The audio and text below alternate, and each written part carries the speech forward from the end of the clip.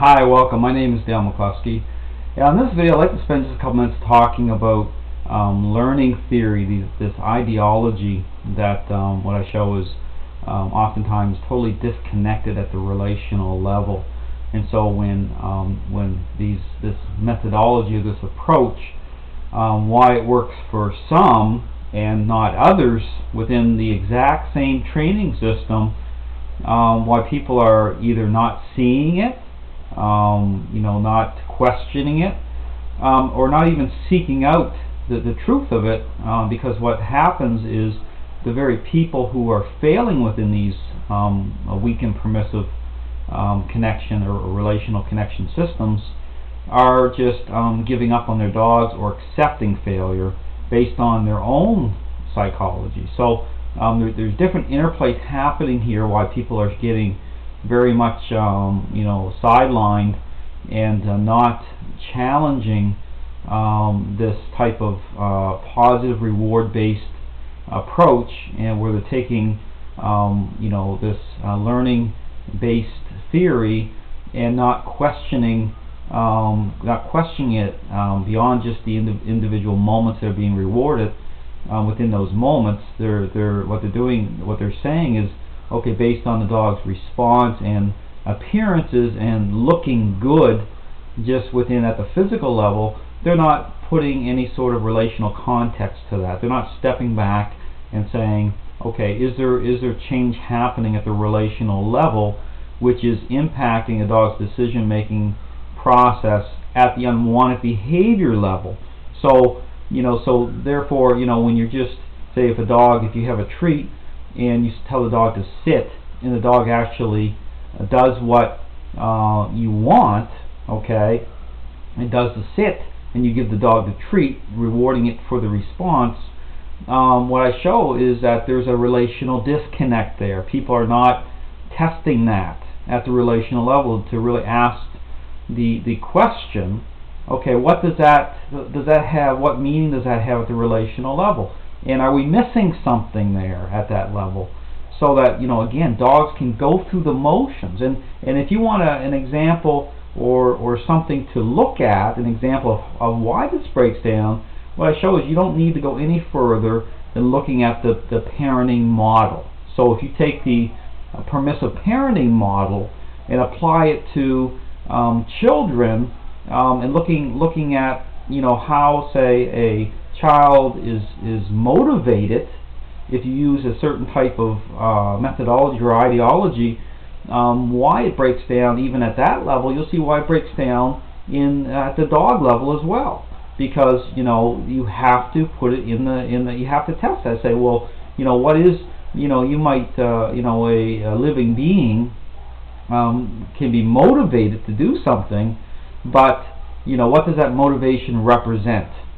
Okay, and that's, so when you look at, again, when you frame this up and you look at what makes my system of training so unique and so special, is because I asked those questions many years ago, and I'm not, this system just doesn't follow a certain ideology without it being challenged at those levels, because I take it right back to spin it right around, take it right back to always apply it and test it. You got to put it to the test. It's got to meet the real world test. So, like I said, people can get as upset as they want, but what I show is there's a huge disconnect happening right now in the dog training world. People are just, the standard is being replaced by what is popular, but the only reason it's becoming popular is because it's based on self. It's based on this type of self-focused type of connection, self-focused psychology, which is getting in the way of meeting the relational need. Because what's happening is people are just saying, well, if it looks good and it feels good, it must be good. And what I'm saying is that's not the standard. Dogs are relational beings. They have specific nature needs. Nature's based on strength and weakness. And when you read my book, and again, I really would encourage you to challenge and question what's happening. When dogs are failing, or when the role does not change, when you don't see meaningful results, what I'm saying is there's a relational disconnect. People are taking these ideologies And many trainers are on their knees worshiping. They're putting the ideology ahead of meeting the relational needs of dogs. And my book here called The Mind and Body Connection, I go through and I really break this down. This is not a popular book. It will never be a popular book so long as society is embracing this type of methodology, which is really resulting in dogs getting destroyed, given up on and destroyed.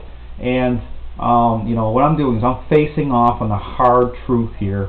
And what I'm saying is, people who are promoting this weak and permissive ideology, what I'm saying is they're not willing to trade off, give up on their agenda, their ideology, for the sake of meeting dogs' needs, because it really does. What I show is, these issues of what is dominance. I mean, what I show is they're misrepresenting that issue. They're exploiting it. What about learning? What I'm showing is there's a relational disconnect. I mean, dogs are relational beings.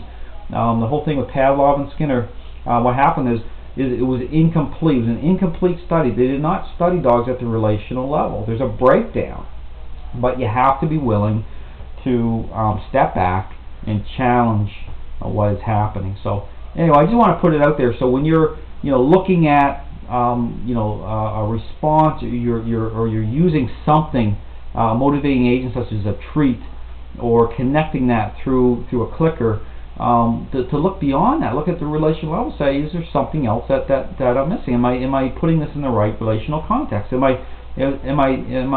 like a true test. It's a real world test. And so anyway, I just will encourage you to challenge it, to think about it.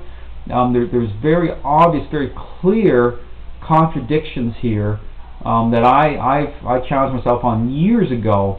And so when people look at my methodology and make certain assumptions about it, I am not in the Skinner box. Okay, this whole system, all the techniques, how I developed the system is based on relational connection. It's looking at dogs as relational beings.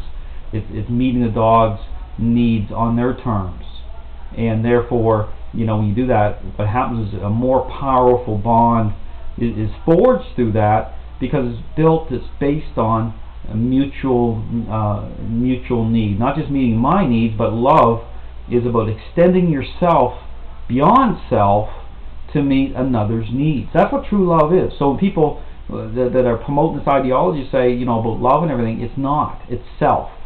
So, there's a lot more happening here than meets the eye. And again, you have to be willing to step out of the box and really challenge this to what's happening. So anyway, I hope this video was insightful. Hope you have a great day.